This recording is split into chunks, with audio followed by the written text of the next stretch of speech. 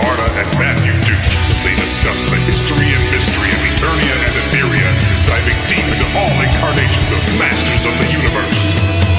Hey, you know who's back? It's the Legends of Grayskull podcast. Now that you know, let's go get ready for the show. It's the Legends of Grayskull podcast. Sit back and enjoy the ride. Right now. Hello, everybody, and welcome back to L.O.G on MYP. This is the mini-series where Curtis Ackerman and Matthew Duke dig through the Mike Young Productions He-Man and the Masters of the Universe 2002 series, episode by episode, giving you a breakdown, a review, and, of course, our Power Sword ranking. But before we get to all that, Curtis, how we doing today? Fan-freaking-tastic.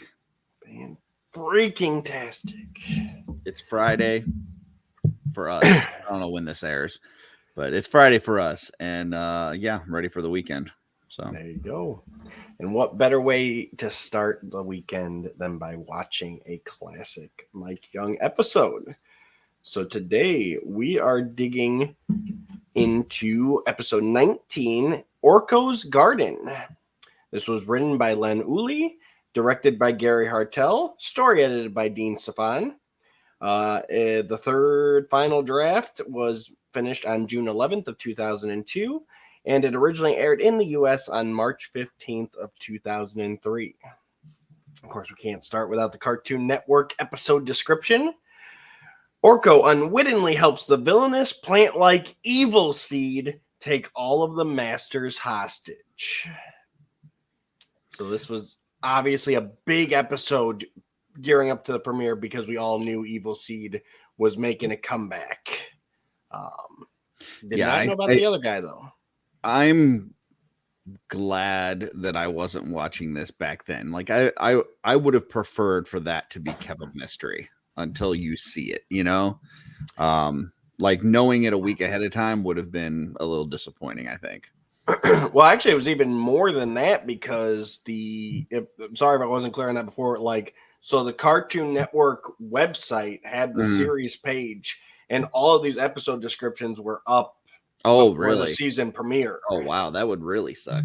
Right, so you could see. Yeah. So at the beginning of the season, a little bit more vague, but this one, yeah, is it really tells you kind of what's going on. So right. Yeah, and that's what was fun. You were speculating far out about what could be or what couldn't be. And that's what's interesting, that like Marzo in Mechanics Lament, they keep that as, you know, Mechanic unknowingly helps a villain or whatever. But here it's like Evil Seed. And it's like, oh shoot, like, okay. Right. But then they make no mention of Moss Man. So yeah, it's fun, but it definitely led up to where this episode had big shoes to fill, because I don't know about you, but the Filmation Evil Seed episode is one of my top 10 of the series, if not top it's 5. A great one, for sure. I mean, he for a character that's not in a whole lot of episodes in either series, definitely made a lasting impression. So yeah, he only had the one Filmation episode. Yeah, that was it. So also, this is our second episode written by Len Uli. Do you remember what the first one was? I'm gonna guess it's the other stupid Orko one. Am I right? Which one are you referring to as the stupid Orko one? The one where he loses his confidence and stuff, and then he goes to the sorceress. And no, that was like Larry DiGilio. Oh, okay. Come on. Gotcha. No, Len Uli has previously written Turnabout in this series. Which one was that? That was where they shock Skeletor every time he's evil. Oh, God, yeah, that was with the belt gun. Yeah, the belt gun, all that. Yeah. Yep. That's a great episode. All right, well, we'll see if this is any better than that. If you guys, I don't know how everybody's viewing our episodes, but if you skip over our reviews of episodes you didn't like you shouldn't, because I think Turnabout, while it being one of the lowest episodes of the series, was one of our best Legends of Grayskull reviews of the series thus far. Like that was fun. I mean, a bad episode could lead to an interesting review. That's for sure. So exactly. So let's jump right into here. We've got breakfast at the Royal Palace, which Man at Arms is okay with because it's on time. Yeah. He's got his clipboard. He's got his schedule. He's like, all right, everyone's at breakfast at the right time. No reason to knock the door down. Kind of. I mean, first off, the doors were open, which I think is a good rule of thumb now. If you're going to be in that room, regardless of the time, you better keep the doors open because you don't need him busting the doors down. Number one. That's a King Randor decree. Like, I'm tired of replacing doors. We have to keep doors have to stay open. Dining hall doors open. In here still. eating, leave the doors open. It's their door or open door policy. But then also he does come in, and as everybody's eating, he starts dishing out assignments and telling them to get to work. So I don't know that he is okay. Like he doesn't like anybody being in here. I think at any time, like, yeah, you just need to stay out of here. So. Well, and again, he's Man at Arms. He doesn't like they've eaten, and he's in his mind. He's calculating. Okay, buzz off. That's enough for you. You go do your thing. That's like you got your caloric intake. We don't have time to just sit around and like we don't ever see Man at Arms eating. He's like one of those guys that probably like downs like a protein bar and just keeps going, just like while he's working, he's just or not even a protein bar, like one of those like military rations, like an MRE or something. No, he's a smoothie guy all the way. Like he makes his little protein shakes in the morning, and he's like, "Yeah, this is all you need, Adam. 5 eggs, smoothie, seaweed, and." But that's what I'm saying. Like now that you mention it, thinking back, like he's always walking, talking, assigning, working, tinkering. Like he's always got no something. Rest. Yeah, he needs to spend the day with Ram Man and just go fishing one day. Just hang out and do nothing. He can't do it. And this is what I'm saying. This is what I've been saying. I know we make fun of it when Man at Arms is a jerk, but like they took great pains in the series to characterize these characters, and they've done a great job thus far of really selling it with where there's not that kind of out, like you don't see Man at Arms just fishing or relaxing watching TV. Like he is that guy. And you can sit here and say, yeah, I do like that or I don't like that. But I think that it's a nice counterbalance to exactly like Tila and Adam being younger and immature and having some of these other flaws and stuff. So it's a nice counterbalance for sure. Absolutely. So Man at Arms starts assigning everybody with tasks. Orko flies in, sees what's going on, and he wants to help. We got an eager to prove himself Orko in this episode. He'll do whatever. Yeah, he's trying to sign up for everything. Man at Arms like, nah, you're not good enough, kid. And I think this was interesting because normally it's like whatever is going on directly involves what is happening in the episode. So like if he's giving out an assignment, that means that's where we're going. So like he starts off with Manny Faces and Mechanic. He says there's been some suspicious activity on the Spalian border. Yep. In the past, that would have meant, okay, well, we're spending time with the Spalians this episode, but it doesn't. He just kind of like sends them off. Then he says, Ram Man and Buzz off. The tower was damaged on, the Skeletor's most recent attack, which we saw that where they're breaking out Merman, right? Yep. And he says the tower was damaged and it needs fortified. So he sends them off for that. And then he says, kind of which leaves sentry duty, and that leaves Tila and Adam. So it's just kind of interesting that he sends out these assignments and none of those assignments are really where we're going for this episode. I just seeing some of the inner workings I thought was just really cool. Yeah, it's nice just to see a day where he's like, okay, nothing's going on. Yeah. Here's what we've got to do though. And we got Adam in complete contrast to Military Man at Arms. Like he's sitting in the chair, he's got his knees up, he's slouching, down. Man at Arms just says sentry duty, and Adam and Tila are the only ones left, and he just gives Tila this look like, I'm not doing it. Like, and she even says, "No rush, Your Highness," and just like walks out and takes off, and I'm like, All right. Like it's nice to see him flexing his princely muscle, giving it back to Tila Yeah. a little bit there. Like I don't know how many calories you burn transforming to He-Man, but he needs some intake. He needs some energy. So absolutely. Yeah, what is that stuff they're eating? Like they've got like I these don't know. weird like gourds and stuff, and I found it interesting that everything looks plant based in Mhm. in those bowls, and they make a point to highlight it, which I hadn't picked up on in previous rewatches. Yeah. But I definitely think that was intentional going forward here. Yeah, I mean it ties into the rest of the episode for sure. Finally, Man at Arms gets to the last item on his list, which is that they need someone to spruce the royal gardens back up. They've fallen into disrepair. Mhm. Orko eagerly volunteers. Man Arms initially says they're looking for someone with experience, but upon seeing Orko's disappointed look, we see a softer side to Man Arms that we have He not does seen crack yet. a bit.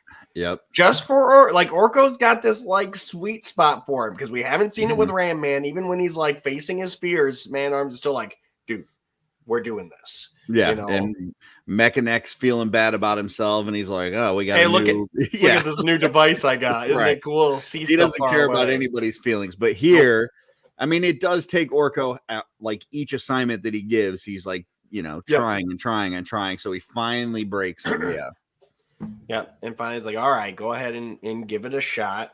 yeah. We are then see ourselves in the Royal Garden, which disrepair was putting it mildly. Yeah, it looks like crap. Like, yeah, there's like everything's dry and brown, and I'm actually surprised. Like everything, both in Filmation and in this series, like everything in Eternia always seems to be like spot on. Like it is just like the ideal paradise of a place to live. So the garden looking this way was very out of character in my opinion. So, but yeah, it leads to the rest of the story. But it was just odd. So no, I agree, and I even kind of speculated. So I'm like, okay, depending on how dark you want to make the backstory here, obviously, like this garden has not been tended in a long time. You can make the argument like since Skeletor's reappearance, they've had to put all their resources towards the war effort and all that. Or you go with the fact that in that initial attack on the palace, Skeletor killed all of the garden staff when he was invading the palace.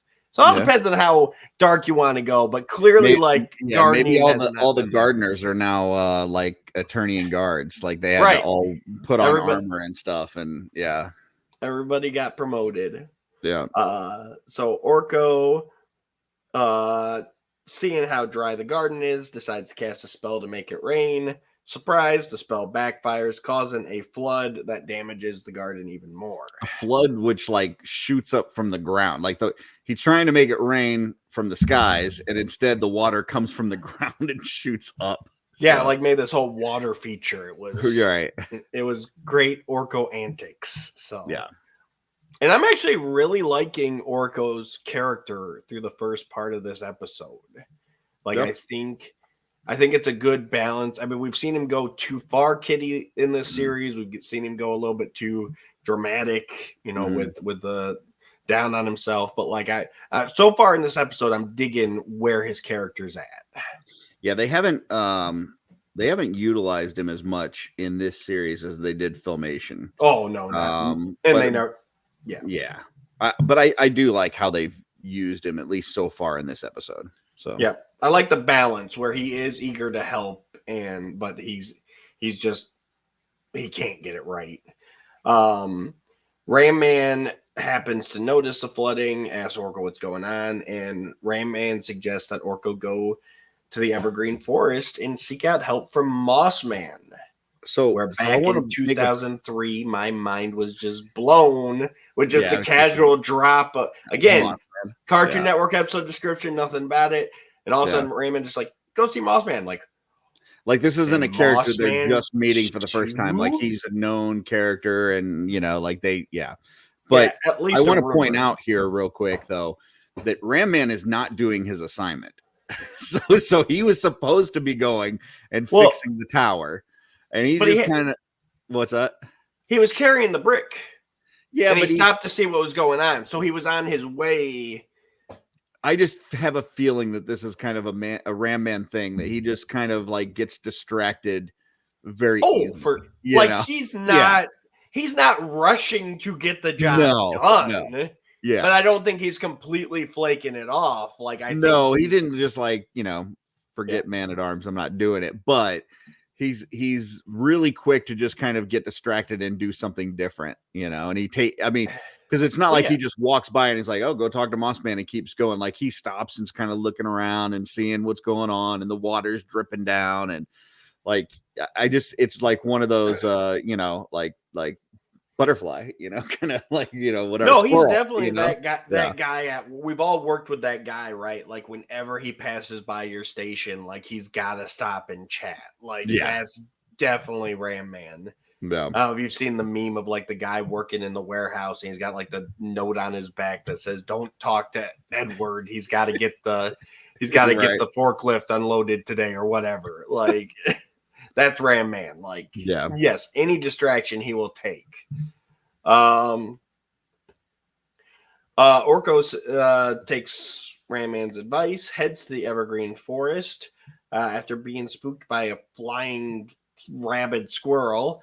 He falls into a hole where he meets a plant-like creature who says that he is Moss Man. Well, Orko says, "Are you Moss Man?"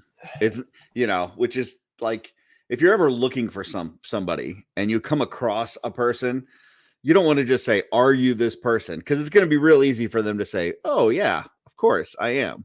Like the better thing to say would have been, "Who are you?" But yeah, he just gives him the ammo he needs and says, "Are you Moss Man?" Which at first he's like Moss Man. He's like, you could tell he's kind of like upset until he finds out that Orko's from the palace. And then he kind of changes his tune and is like, "Oh yeah, I'm Moss Man." So no, for us, it is definitely obvious that this is not Moss Man. There's a lot of different character redesigns, but yeah, there's no way this was Moss Man.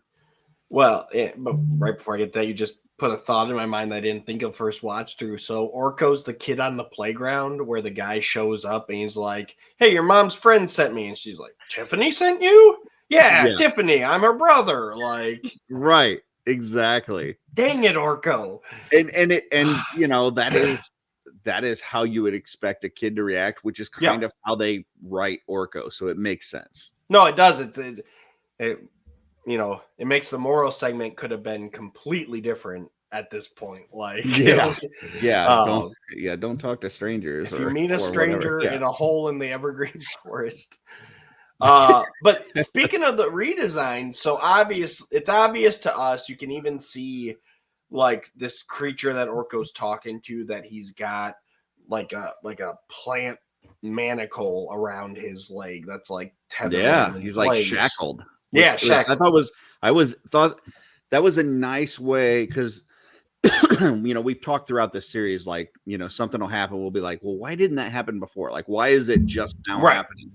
So the fact that they have what turns out to be Evil Seed shackled underneath the ground is like, okay, well, that makes sense why he hasn't been able to like affect them or hurt them or whatever, because he's been tied up basically. Yeah, but I like that it's done like in a Moss Man way. Where you can also go like, I can see why Orko didn't pick up on that with there being that plant all around it. Like we see it, but you can tell Orko doesn't see it, because like he looks back, because like he's kind of walking and then he like gets to the end of his leash kind of thing, like a dog, and then he like looks back and he's like so, but Orko doesn't see that. Yeah, because he can't even get to the seeds that he wants to give Orko, which again, it's like, okay, there. It's all there for him, but he can't get to it. So Moss Man's kind of vindictive.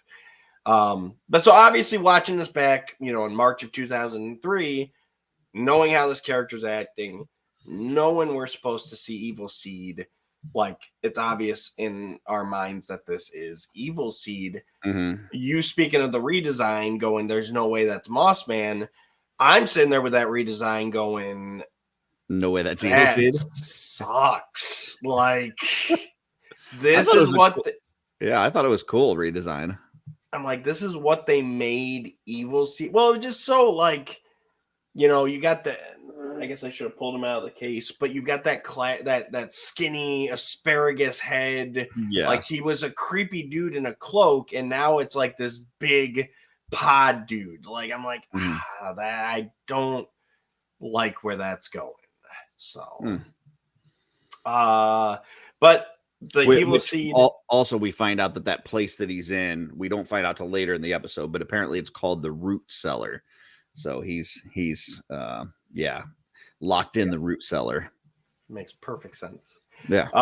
But yeah, so Moss Man gives Orko these magic seeds. He said, just plant these, everything will be fine. It's all gonna be great. So Orko heads back to the royal palace, plants these seeds, which I still love. I love the animation of him like dropping them and they like spin, like drill into the ground aggressively. And then Orko waits, and to Orko, nothing happens. He waits like 30 seconds, not even that, like 10 seconds. Like, like that's how seeds work. You know, you drop them in, and like within 10 seconds, they got to grow into something. So, yeah, I mean, they're Moss Man seeds. But we see that these seeds are blooming underground into these pod plants, which then shoot out all these spiky vines into a network of tunnels under the palace.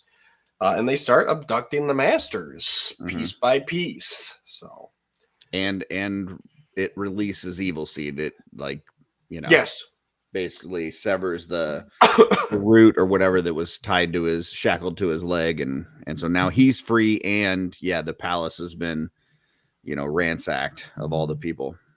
And we learn that pod thing that he was in was just like a prison suit, because as soon as he is freed from the shackle, he sheds that poorly redesigned Evil Seed and reveals his true Evil Seed form, where I'm like, okay, this is better. A redesigned Evil Seed. I was okay with the first one, but once he comes out differently, I'm like, okay, that's better. Once I see his true form, then I'm like, okay, now I'm good. Now I'm good with this. Let's go. Right. Here we go. Orko, we're then back to Orko. He's going around the palace. It is a ghost town. He can't find anybody. All of a sudden, this plant god being walks in and says he's here because of a problem, upheaval in the plant world. He reveals that he is actually Moss Man, and that was Evil Seed that gave Orko the seeds, and he is abducted everybody. So, and thoughts on the Moss Man redesign? I love this Moss Man design. I really do. I really dig it. So much more than just an repainted flocked beast man. But yeah, I've always loved this redesign as well. His long flowing hair, and he feels powerful and eternal. So yeah, I couldn't stand the vintage toy. Like when I was it was just one that I did not like. And even the filmation version of Moss Man, I wasn't a fan of. But this guy's cool. I mean, he's big, he's imposing, he's got these like bright, glowing green eyes. You can tell he's very knowledgeable about what's the plant world and what's going on in Eternia as a whole. I like this redesign a lot. Yeah, and I also like the kind of upgrades to his powers, where he's taking the steps in the palace and he's just leaving like these little flower buds everywhere. Right. And then later we'll see he's able to like turn his hand into a piece of wood with a sharp edge as like a blade weapon. Like, and just giving him more, instead of just being the master of camouflage, really like giving him power over plants. Like that's it's a heck of a power increase, but I like it. I like it. And even when he comes in, like just his demeanor, like you just it's almost like the Ents from Lord of the Rings. Like you just feel like they've been here a long time. They've seen everything. Yeah. Like he's telling Orko there's issues, but like he's not like, He's oh my calm. god, like Orko, there's everything's wrong. Like no, he's Right. just like, Yeah, okay, he's like not freaking out. Like all these people in the palace have been taken away and everything, and he's just like, yeah, you know, it's cool. And Orko is even like, oh, I'm such an idiot, like I'm so stupid. And Moss Man's kind of like, you know, we got this. Don't worry, right. don't worry. You know, very, very chill. Like he's got some sort of medicinal something that's calming his nerves or something, you know? Yeah, exactly. Some sort of herbal medication. He knows all the good herbs and spices. Yeah. So yeah. We join up with our masters along with the king, queen, Prince Adam. They are tied up underground by vines. Evil Seed accuses them of gorging themselves on plant life for eons, and he wants to settle the score. Yeah, you ate vegetables, and so now I'm gonna get you. This is where it's the motivation of Evil Seed kind of throws me in this, like especially compared like Filmation. It was, you know, he was upset with the way humans were like ruling the world, and so he wanted to turn it over to the plants, which is like, okay, I can at least like, but this like, you ate my beet friend, so now I'm gonna eat you. Like I guess, but like you also kind of go to like the idea of like, well, technically the plants do feed on us, you know, once we pass on and our bodies in the ground and everything. Like, you know, you go with the circle of life, and it's kind of, you know, like plants get there doing it too. So I mean, we've seen this played out with like Poison Ivy and Batman and different characters like that. And I think it would have made more sense if he would have been like, you know, oh, well, you guys have been, you know, tearing down all this forest and stuff to build things and do all this. It would have sounded better, but it also would have then put them in a bad light as far as the Eternians, like actually like deforestation and all that kind of stuff. So they had to make it something where it was like they're not really doing anything wrong, but at the same time it upset him. So it had to kind of be ridiculous, I think, in order to sell this. Unless you wanted to make the good guys look like maybe they were doing a bad thing. But and I think that's where, you know, I don't love to compare Filmation, Mike, and you know that, but especially this episode so much, because it is almost a 1-to-1 parallel with Evil Seed being the central villain. Like that's why Filmation works so well with it. Ended up being a team up episode between He-Man and Skeletor, because Evil Seed was intent on wiping everything out. It didn't matter, good, bad, whatever. He was just against the humans. Right. He wanted only plants left. So like, you know, that's when we lose this, where we're at, if I remember correctly, this is the first episode of the series to not feature Skeletor at all. Yeah. You know, it kind of takes away that easy, like, okay, it's just Evil Seed against everybody, where it comes off as he is going just against the palace. So, I think what they could have done instead would be to maybe tie in like how he got imprisoned. Yes. Maybe it was a royal decree that, you know, maybe Randor asked Moss Man to, you know, lock him up in that root cellar or something, and he was trying to get back at him. Like, I think that might have been a better way to go, but you know, just kind of like, well, you eat plants, and so now the plants are going to eat you. It's like, okay. I mean, let's go on with the rest of the episode. Let's not dwell on this, but at the same time, it's kind of ridiculous. Like, this is what I'm thinking. I'm not telling you that. I'm just saying, as I'm watching this, I'm like, okay, let's see how the rest of the episode goes. Yep. But so we are greeted by Evil Seed's 2 pet Tyrannosaurus fern. Yeah, creatures. I don't know.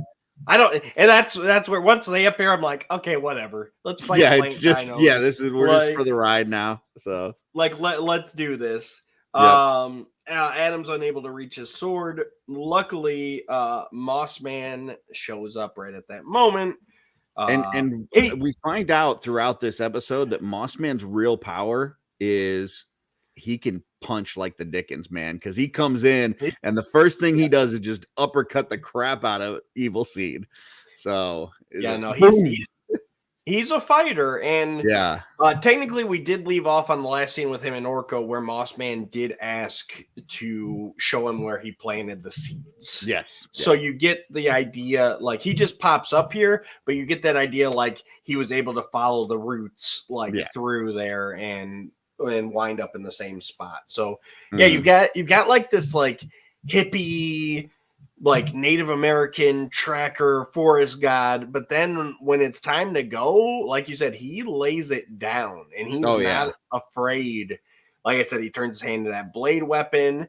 They're fighting. And I really like it because, so much of this series has been, we started off with the spinny weapons and kind of joking about that, but there's been a lot of weapon play throughout, this series. Getting back to the Filmation, just like walloping somebody, just the big giant punches. I'm like, okay, I'm for this. Like, yeah, he just socks him with an uppercut, and I'm like, yeah, let's do this. Yeah, and it's nice that they do that. And then the other plus about this episode is that we're fighting plants. So, like, swords and everything are very much on the table to slice and dice. So that's a lot of fun to see. But so Mossman does easily get the upper hand on Evil Seed. He's got him beat. Orko is releasing the Masters. He's got Man-at-Arms undone. He's got Prince Adam undone. And then we get silly Orko. Yeah, which we'll get to in a second. But I did want to say, because I know we've criticized this series so far, that when you highlight a character in these episodes, that typically it still boils down to like He-Man and Skeletor, or He-Man and, it's like He-Man has to save the day. And I feel like this is the best that they've done so far in letting the kind of character of the week really shine. Like Mossman in, right here, and then we'll talk later in the episode, like he really does not need anybody. Like he can take down Evil Seed by himself. Well, and that's what I kind of found interesting was the fact that like it's primed to be an Orko episode because it is Orko's garden. But luckily they allow it to be the Mossman and Evil Seed episode. Yeah. So I agree. I think it's really well balanced and Orko still plays a prominent part as well. Like he's got the wraparound story. But yeah, he plays the stupid kid that gets everybody in trouble because So after who learns his lesson at the end. Yeah. Yep. So after Mossman takes down Evil Seed, then Orko's going to spill the beans. Like, oh, well, you haven't seen anything because they got all this magic at Castle Grayskull, and it's like, why? But why? Yeah, why? Why? Like nothing was even going. He's like, oh, Evil Seed's Mossman, you'll pay for this. Yeah. Nope, we got Castle Grayskull. And luckily, you'll never take it because Castle Grayskull is the best. And if you take it, then we're all screwed. Right. Well, I'm going to take Castle Grayskull. Oh, no. Like, what are we doing? But why? It would be easy to say that this is bad writing. Okay, it would be easy to just throw that out there. But I feel like this is Orko's character. Like, he is this immature little, like, kind of a brat sometimes to where he's like, you think you're tough, but you don't even know. Like, we've got this stuff, but I can see it. Like, it is totally in character, in my opinion, for him to do this. But at the same time, when he does it, I'm like, gosh, you're so stupid. I mean, maybe if Evil Seed had been like, I don't know. Like, I still think it's bad writing, this part. Okay. Like, not the whole episode, but I think this is very much bad writing. Like, if Evil Seed had been kind of like I'll find greater magic. I'll find the greatest magic or something. Like if he had started, Yeah, or one like, more line or two could have or really Orko's like, that's the bridged the greatest magic. That's transition. Castle Grayskull. You're never going to get in there. Like, Yeah, you know what I mean? But my whole thing is, why do we have to go to Grayskull? I don't know. Why do we need to take this? It feels like such a like side route, like where the episode. Yeah, I is didn't even just think about it, clipping but you're right. along. This episode could have completely happened without Grayskull at all. No, yeah, you're it right. doesn't. It feels like the deep end where we've got the fish, and all of a sudden he's like, and now I'm going to go attack Grayskull. And Yeah. but at least there it served the purpose of Skeletor knowledge, all that we've been over. But like here, it's like, okay, because now the back half of the episode is just a race to Grayskull, you know, and it's like, what? Okay. Yeah. But yeah, so Evil Seed then takes off towards Grayskull, knocking Mossman out in the process, recapturing the masters that had already made it out. But luckily now all of a sudden Man-at-Arms can use these blades that he has in his suit. So I was thinking about this because I knew you were going to go here. All right. Like, how come he didn't cut himself out before and all this and that? That's what I was thinking too. Sure. But I watched it a couple times, and I think that while Evil Seed was there, if Man-at-Arms would have cut himself free, he would have just locked him back up. Like, he would have had more vines cut, you know. But I think because Evil Seed is now on his way to Grayskull and he's not there paying attention to it, creates the opportunity for him to free himself. That's kind of how I took it. All right, I can dig that. Like the guards have been sitting outside the jail cell the whole time, but as soon as they got distracted because there's a fire outside or something, and now they're away, now you can kind of, you know, make your jailbreak. That's how I took it.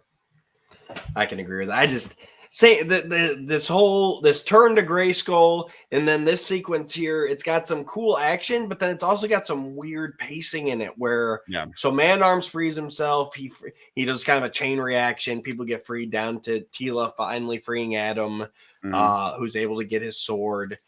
Then they tell to protect the king and queen, the king using a sword that looks quite a bit like Adam's, very similar.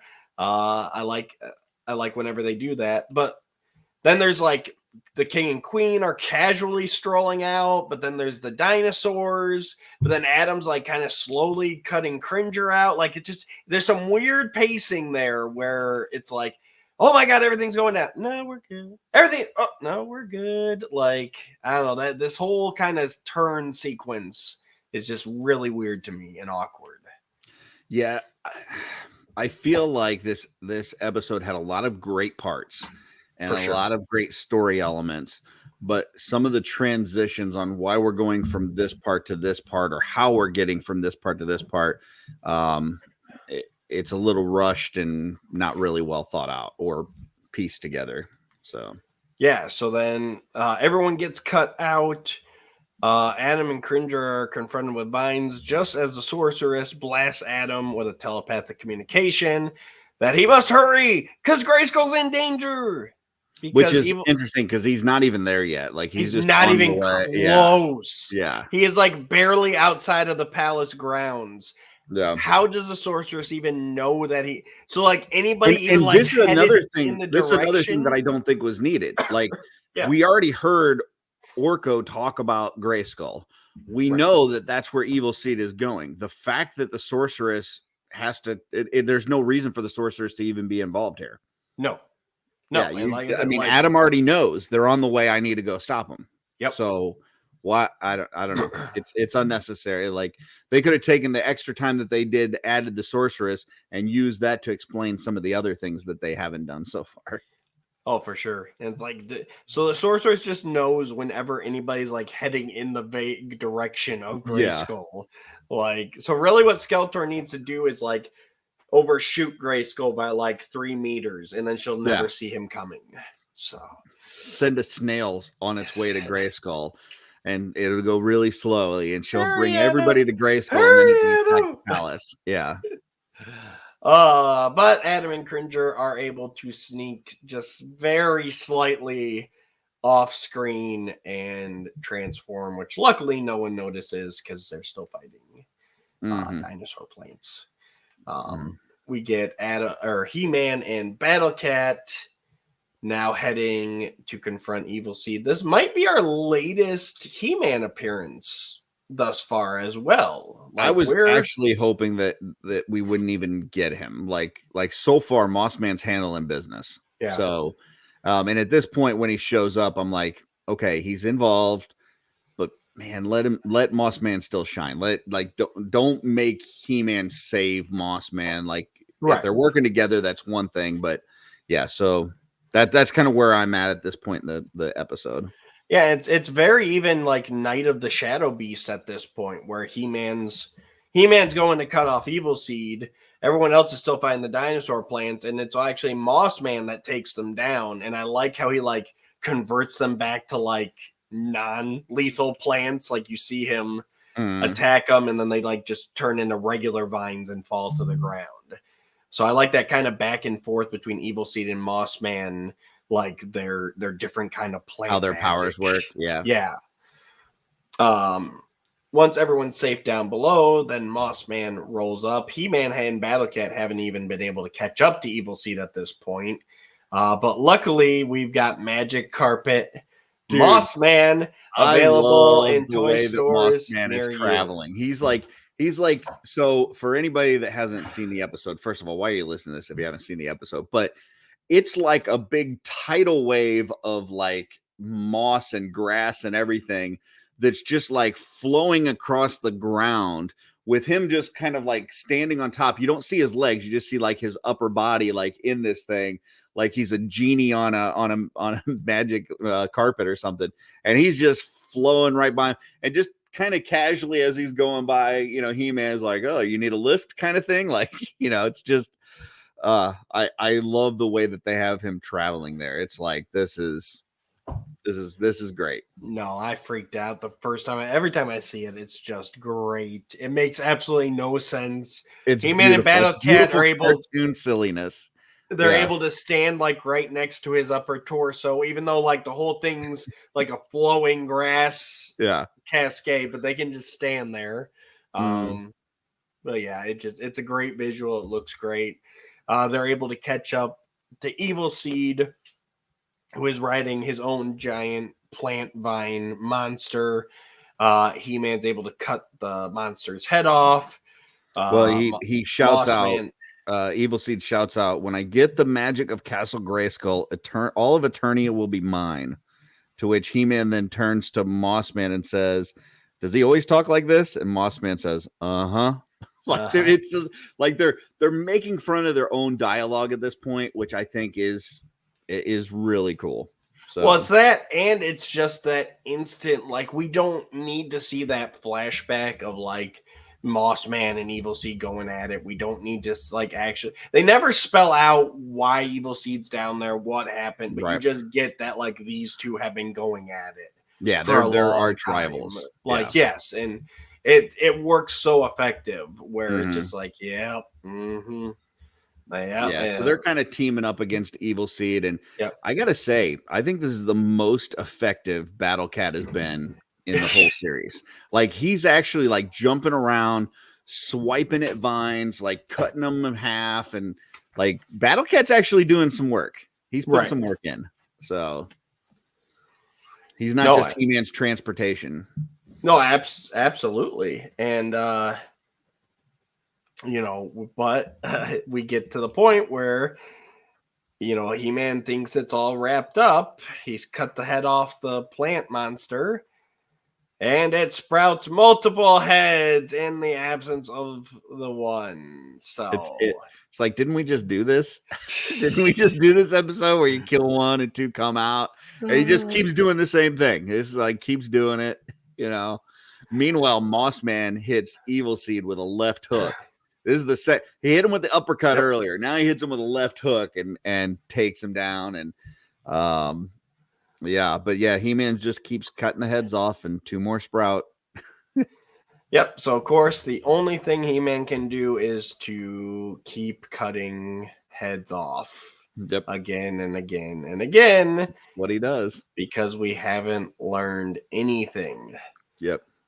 Moss Man is successful in taking down Evil Seed on his own, which was, like you said, nice to see that he got that moment. And he's even the one to shout out up to He-Man, like, hey, dude, think you're attacking that problem at the wrong end. Right. Which He-Man He-Man replies, goes, yeah, that's what I was just thinking. Sure Yeah. you are. Sure you are. Yeah. You just hacked off 20 heads and now have 40 to deal with. But yep, you were just thinking of that. Yeah, I was just thinking the same thing. Okay. Yeah. All right. Oh, but He-Man gets the hint. He jumps down, cuts the monster in half, but before it has time to resprout, he pulls it up by the roots out of the ground. And I really like that. I like that idea of oh, it's a plant monster. Like I have to attack it at the root of the problem. Mhm. That's just good on many levels. That's like a great lesson, and it's just it's fun. I don't think it would have bothered me as much if we hadn't just gone through all Triclops' little guys, Right. where that was a big issue. Yeah, it's like you didn't learn any lesson from that at all. Nope. Cyclone wasn't there to help him again. So, excuse me. We then return back to the palace where Mossman is helping Orko to begin restoring the royal gardens. He gives Orko some magic plant food, which makes that little rosebud bloom right back into existence. Right, and doesn't help him grow the whole garden. It's just like one little, yeah. And then he imparts the wisdom that when tending garden, there are no shortcuts. But wasn't your magic plant food you just used just a shortcut? Like you literally, It was. Oh, and we saw him in the last scene that the corpse of the vine of Evil Seed's monster, he turned that into a big, beautiful field of flowers. Like literally, all of Mossman's plant work is shortcuts. Like he just waves his hand and plants appear. But he's like scolding Orko for it. Well, and then Orko basically says like he's done gardening. Like he's like that's not for him. And Man at Arms is like, good on you, Orko. Like it's impressive for you to know your strengths and limitations. And it's like, okay, so this dude was begging for you to give him any assignment. Yeah. You give him an assignment, he tries it one time and then gives up, and then you congratulate him on giving up and knowing his limitations. Like I don't know. Well, I will say, the message that this is sending. Now we are not even at the moral part yet, but the message that this is sending, which is like, you try something once, if it's tough, give up. So well, technically, he does say, what's he say? He says something about like he's a one bud guy. Yeah. So it sounds like he's gonna take care of the one rose, like more like I'm not taking care of all of this, but like this one flower, I'll take care of. So okay, yeah, it's yeah. It's interesting. And He-Man is quick to lock down Mossman into a legally binding agreement that he will help them in the future, and they quickly handshake on it. Every time that they come across somebody that we haven't seen, now clearly they knew who Mossman was, but every time that they come across somebody, especially with He-Man, yeah, he is quick to close that deal, man. He wants a signed agreement, like you are part of the Masters, and you're going to help us against Skeletor, which we don't even see Skeletor, but apparently Mossman is just like, okay, whatever, man. Like, sounds good, I'm in. So, yeah. And then we get our moral. Which, okay, the moral says, whether at home, school, or the garden, any job worth doing is worth doing well, which requires patience, hard work, and a rake. Which we got none of. We got no patience. We got no hard work. Yeah, he did have a rake, but he never did have a rake. He never used it. Yeah, it doesn't tie into what happened at all, and the fact that he just kind of gave up on the whole gardening duties. Yeah, I don't know. I wasn't pleased with the ending. I think it could have been something where, Moss Man was going to take Orko under his wing and help him get the garden back in shape or something, Yeah, well, and even just yeah. the fact, like, I mean, obviously, a job worth doing is worth doing well, but like the whole thing up till now has been more like about experience. Like, I expect it to be something more like, hey, we don't know how to do everything, but with the right attitude and some patience and hard work, and you find the right person, you can maybe, learn a new skill. Yeah, lean on others that have that. If you don't have the experience to do something, lean on others that do have that experience and ask a lot of questions. Like, that would have been cool. That would have been perfect. Yeah. So yeah, just like a lot of things in this episode is like it just disconnected. So all right, our curious translations of the episode title with my fluent German and Italian. In Germany, this episode was titled Desat des Bösen, which translates to the seed of evil. So very apt. In Italy, it was El Giardiniere Reale, the royal garden. Okay. He-Man did twirl his sword in midair while he fights off the plant Hydra creature. So we have had our first spinny sword in many episodes. Gotcha. Yep. This is the first episode of the series in which Skeletor does not make an appearance. Yuka verified it for me. This is the first appearance of Moss Man. In the script, he is described as a cross between the Swamp Thing and Obi-Wan Kenobi. And in the storyboard, for sure. And in the storyboard art, Moss Man does have a belt or a knife on his belt, which we would come to later see in many iterations, even though it didn't actually make it into the animation for this series.